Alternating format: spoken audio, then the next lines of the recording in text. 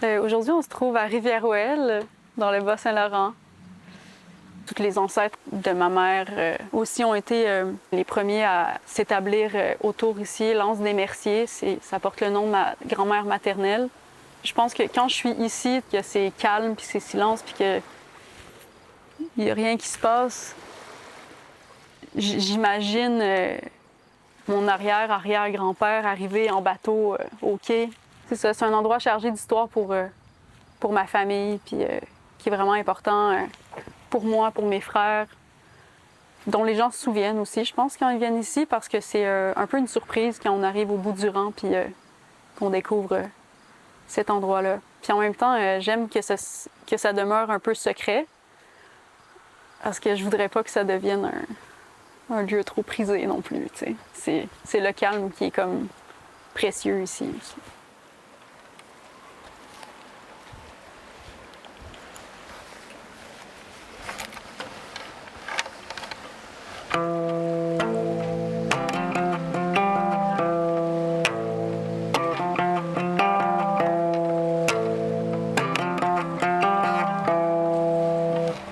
Paraît qu'il dort sur une branche tout en haut du séquoia,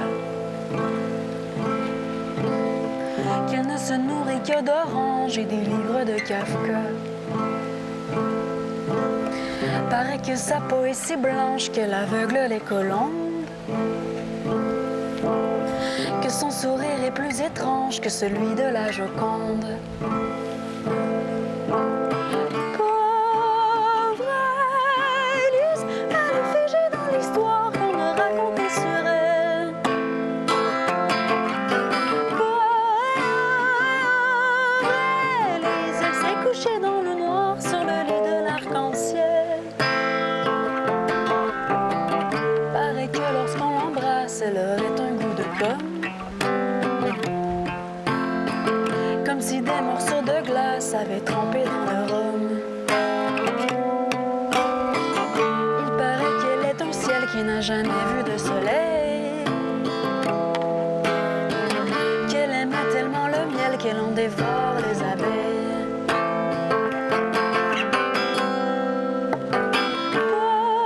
Pauvre Alice, elle est figée dans l'histoire qu'on me raconte sur elle.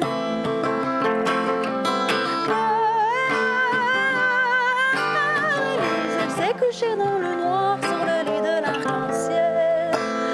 Pauvre Élise, elle va finir par y voir une vie occidentale.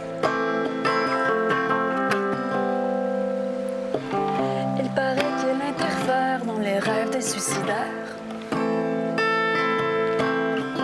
qu'elle était d'abord entrée par les cauchemars des suicidés. Pauvre Élise, elle s'est tuée dans l'histoire qu'on a inventée sur elle.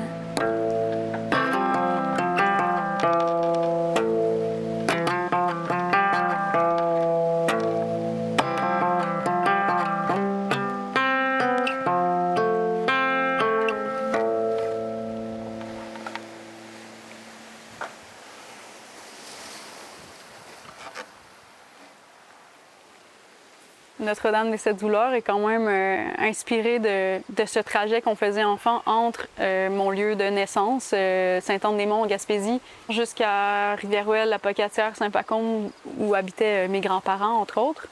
Puis on passait devant ce village-là, Notre-Dame des Sept Douleurs, qui m'effrayait, justement, que j'imaginais terrible. Puis pour ensuite me rendre compte à l'âge adulte que ces peurs construites un peu dans ma tête et qui réfèrent un peu aussi à l'angoisse, l'anxiété dont je souffrais lors de la création de l'album. Donc, quand j'ai visité cette île-là, ça a comme ouvert quelque chose en moi, là. Finalement, je pense que j'étais mon propre meilleur ennemi, tu sais, là-dedans. Puis que je pouvais switcher pour devenir mon ami. Mais voilà.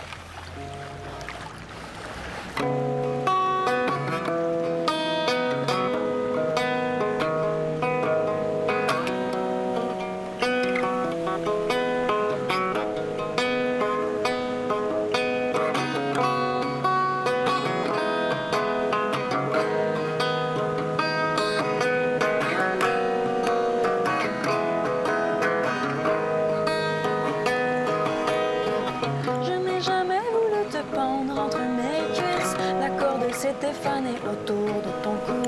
J'ai attendu 3 jours sur le bord d'un fossé à manger des flocons de tempête.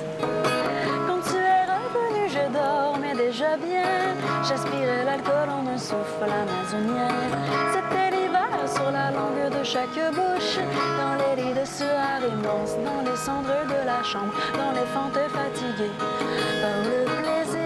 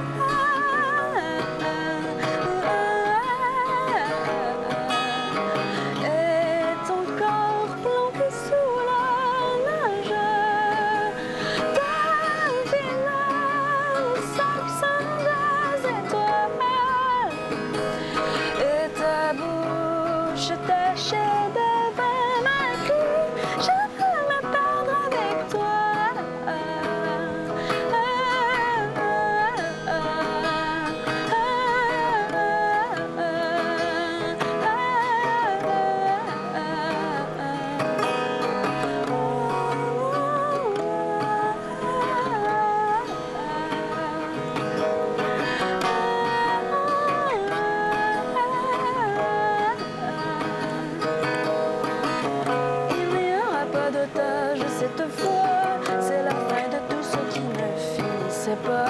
Tout ce qui fait du bien, qui fait du mal, me fait du mal. Je ne veux plus de ton amour, mais je veux te toucher à tous les jours.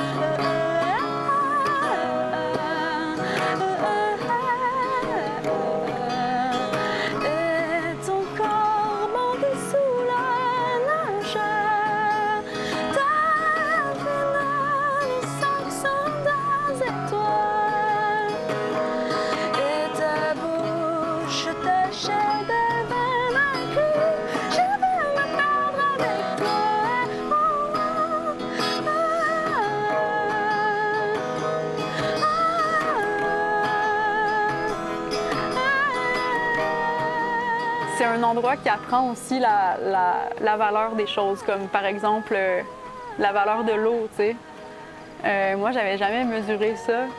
Puis ici, on a des puits, tu sais, les gens qui habitent ici, c'est tous des puits, donc tout le monde a toujours peur de manquer d'eau. Fait que, tu sais, tu fais attention à ta consommation d'eau.